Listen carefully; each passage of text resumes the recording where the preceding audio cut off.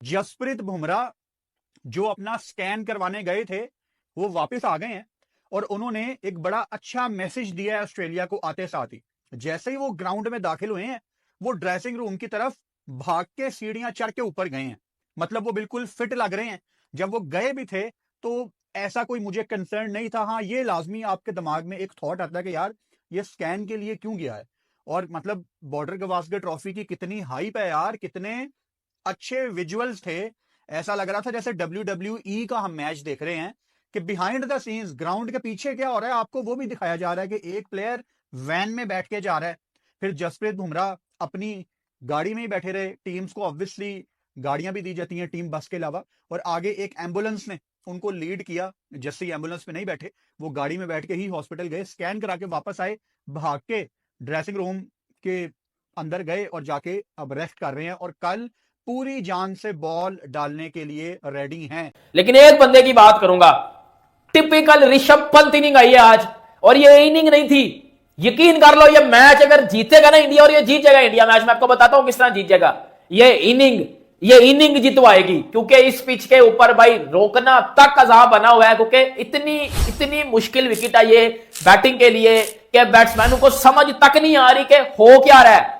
उस पिच के ऊपर आके Rishabh Pant second fastest India की तरफ से टेस्ट 50 करते जा रहा है। मतलब 29 बालों के ऊपर वो भाई 50 ठोके ऑस्ट्रेलिया को, इन सिडनी मिचेल स्टार को वो छक्के मार रहा है, बोलैंड को वो छक्के मार रहा है, पैट कमिंस को वो पेल रहा है। मतलब मुझे बताओ किसको नहीं पेला पंत ने, किसको नहीं पेला पंत ने। और भाई 4 विकेटें गिरी हुई हैं, पंत आया है, आके पंत ने तो रोकना था, लेकिन वो रोक नहीं गया, वो बजाक गया है बेटा, और ऐसा ठोके गया ना कि ऑस्ट्रेलिया की बेटा 7 नस्लें भी याद रखेंगी इसको।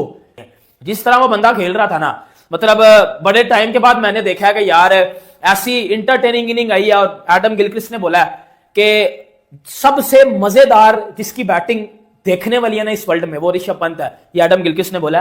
टुल्ला शुल्ला मुल्ला कुछ भी नहीं चल पाया, ठोक दिया पकड़ के। और वो जो कॉन्स्टस का बचा है ना, उसको तो 23 रन पे सिराज ने ऐसा ठोका लगाया ना बेटा।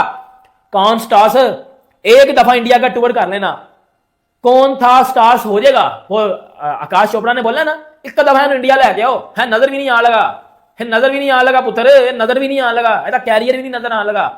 गड़प चड़प हो जाएगा ये बंदा, गड़प चड़प हो जाएगा ये बंदा घंटे का पुत्र। ये ना अब तो ऑस्ट्रेलिया वाले, ठीक है, ऑस्ट्रेलिया वाले भी कह रहे हैं कि कॉन्स्टस अपनी औकात से ज्यादा बड़े काम कर रहा है, कैरियर खतरे में पड़ सकता है।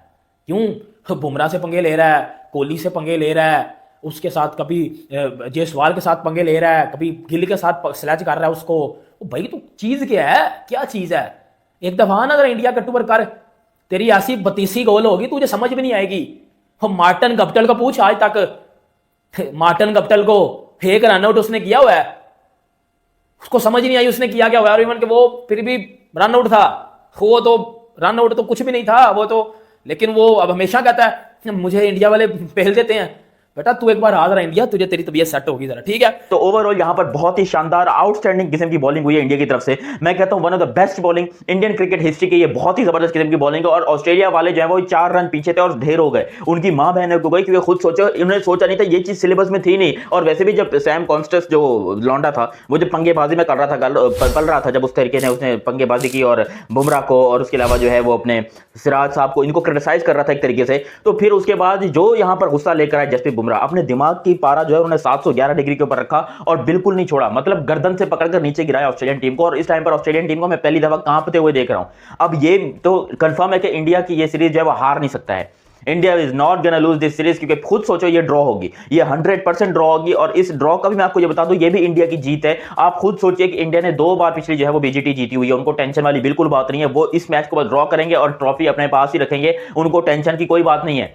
ये जितने हिंदुस्तानी लोग खाम में तुम लोगों ने रेंडी रोना लगाया हुआ था ना कि भाई हम तो हार गए, हमारी टीम ये हो गई, मतलब इंडिया वाले खुद क्रिटिसाइज कर रहे थे यार। इंडिया वाले खुद जो है वो बार बार जाते थे क्रिटिसाइज करने के लिए। और पिछला मैच जो इंडिया हारा था तो लोग कह रहे थे कि भाई हम तो आज के बाद सपोर्ट नहीं करेंगे, झूठ बोलते हैं साले, सुबह सुबह 4:30 बजे उठ के जो है यूं बैठे होते कि भाई अब क्या होगा, अब क्या होगा। साले इंडियन क्रिकेट फैन जो है ना, वो इंडियन क्रिकेट फैन होना एक बीमारी है और ये लाइलाज बीमारी है। आप इंडिया के क्रिकेट के फैन हो तो आप पूरी जिंदगी रहोगे। ये बात इंडियन क्रिकेट टीम ने हमको ऐसा बना दिया है कि भाई हमारे फैन हो ना, पूरी जिंदगी लॉयल रहना पड़ेगा, हार में भी साथ देना पड़ेगा, जीत में भी साथ देना पड़ेगा। यहाँ पर कुछ लोग हैं जो कि जब इंडियन टीम हारती है तो खुश होते हैं या क्रिटिसाइज करते हैं, इंडिया के अंदर भी ऐसे बहुत लोग हैं, लेकिन जो लॉयल फैंस है वो इंडिया का बुरे वक्त में अच्छे वक्त में हमेशा साथ देते हैं। और आज जब इंडियन क्रिकेट टीम अच्छा कर रही है तो यही लोग सबसे आगे जाकर ऑस्ट्रेलिया वालों को गर्दन से पकड़ रहे हैं और आंखें दिखा रहे हैं कि सालों तुम्हारी औकात क्या है, तू खुद को देख। ऑस्ट्रेलिया तेरे घर में घुसकर, एससीजी सिडनी क्रिकेट ग्राउंड में तेरे घर में घुसकर हम तेरे को मार रहे हैं। ये है इंडियन क्रिकेट फैंस। और इंडियन क्रिकेट फैंस को बोलूंगा, साले जितने भी ऑस्ट्रेलिया में बैठो, पहुंचो सिडनी, जाकर ऑस्ट्रेलियन क्राउड की मां बहन करो, क्योंकि वो साले बहुत कूद रहे हैं, बहुत उछल रहे हैं। ये लोग ये अपनी तरफ से कोशिश करेंगे किस तरीके से अंडर प्रेशर ले टीम को, अजीबोगरीब से स्टेटमेंट।